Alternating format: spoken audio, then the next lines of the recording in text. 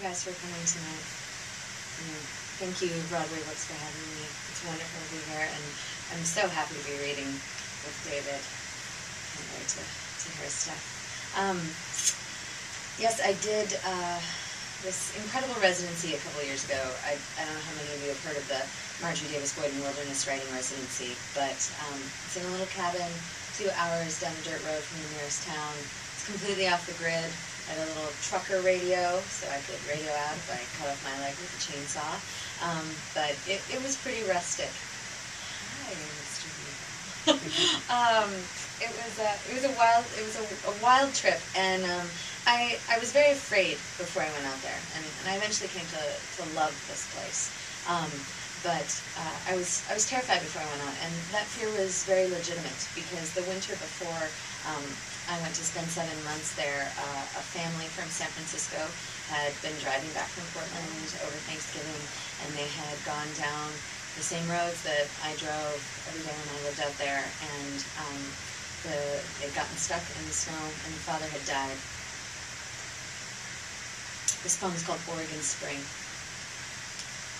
In the gully where last winter the tourist died, wild yellow irises creased the hillside with their brown-veined palms. The papers said they found him face down in the spring-fed creek. I know the place where its bubbling starts, water like a still new scar in the granite. If beauty doesn't matter, then what does? I'm glad at least one man didn't die in an uglier place.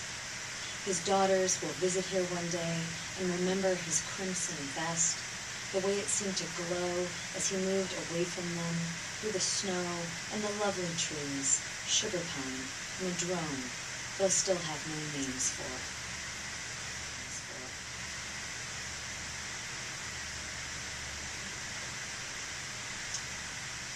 But I came to love this place. It has a lot of history. It was originally homesteaded by a man named Dutch Henry, who ran a pack train for miners. And then a lovely woman named Marjorie Davis Boyden discovered this old homestead and turned it into a place that her family went to every summer. Now it is a writer's residency. This is called Across a Great Wilderness Without You. The deer come out in the evening. God bless them for not judging me. I'm drunk. I stand on the porch in my bathrobe and make strange noises at them. Language, if language can be a kind of crying. The tin cans scattered in the meadow glow, each bullet hole suffused with moon, like the platinum thread beyond them, where the river runs the length of the valley. That's where the fish are. Tomorrow, I'll scoop them from the pockets of graveled stone beneath the bank, their bodies desperately alive when I hold them in my hands, the way prayers become more hopeless when uttered aloud. The phone's disconnected. Just as well, I've got nothing to tell you. I won't go inside where the bats dip and swarm over my bed. It's the sound of them shouldering against each other that terrifies me, as if it might hurt to brush across another being's living flesh. But I carry a gun now. I've cut down a tree. You wouldn't recognize me in town. My hands lost in my pockets, 2 disabused tools. I've retired from the life of touching you. Thank you very much, and thank you for coming. Look, I'm just so glad to be here. I love this bookstore. I am intimately and biologically related to this bookstore. My cousin was one of the founders, and I just love coming in here. I'm so grateful for you to invite me to come read here. I feel like I'm reading for our great-grandfather when I do that. So, and what a special treat to listen to those poems, to know that you're publishing with Bow Editions and Crazy Tom Ward. And I do think that, and it's one thing I'm really glad I'm here to share this reading with you, there is such a camaraderie among poets, and a poem, I think, in my mind at least, tries to apprehend that camaraderie. It references a certain ball player from Seattle today, and if you follow the sport of baseball, you will recognize him. He's number 51, the right fielder, Ichiro Suzuki. But I'm sure I'm not the first poet to put Ichiro Suzuki into a poem.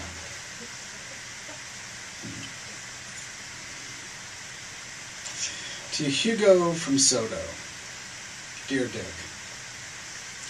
Oh, I should say, one of the little secrets in this poem is Richard Hugo himself was a very good semi-pro baseball player.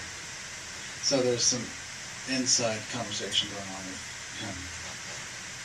Dear Dick, the new stadium south of downtown brought the city hope at the beginning of the century, but hasn't been filled in a while. That was loud, that thing. Dear Dick, the new stadium south of downtown brought the city hope at the beginning of the century, but hasn't been filled in a while. Surely the plan was to win. The great Japanese right fielder can't save a whole town with just 200 singles a year. So I drive on, as you would have, bookended with bonhomie and thoughts of home, thinking about writing letters to smithereens and deciding I have to ask your permission to carry it off, or carry it on. Not so much a favor as knowing that without your postal stacks I'm no one. Anyway, the banner clouds here cluster and block and cream the sun, and the cowbirds crowd the dirt-cheap monuments pecking at dribs. The hubbub here is made of slutty sagas. True, some years ago I read in your poem something about sailors' knots and half-tapped kegs and wished we'd shared a trailer home long enough to sing The Old Gray Mare, She Ain't What She Used to Be. Not 10 times, but 50. Dick, this city is gigantic now. Cuffed up, whinnying, off-center, off-season, mean-spirited, and everyone knows that some night during sleep we'll all die or just come through. Awake for sure now and driving past the sputtering willows and small fields, I trust the shafts of shadows as if they were dreamed into my head by a single-minded, lonely, pent-up God. The road is that wild with cracks of wind from one lane to the next. I wonder,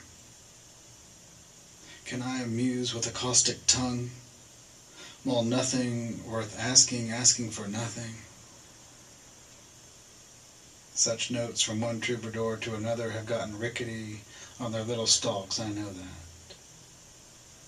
I pray some days that I'll get caught constantly looking backward at the scatter of light, and at every votive, mossy name.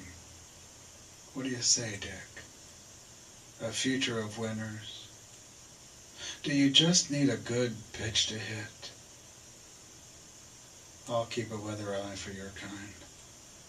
I promise. Thanks a lot. I'm so glad to be here. And so nice to meet you. Thanks very much.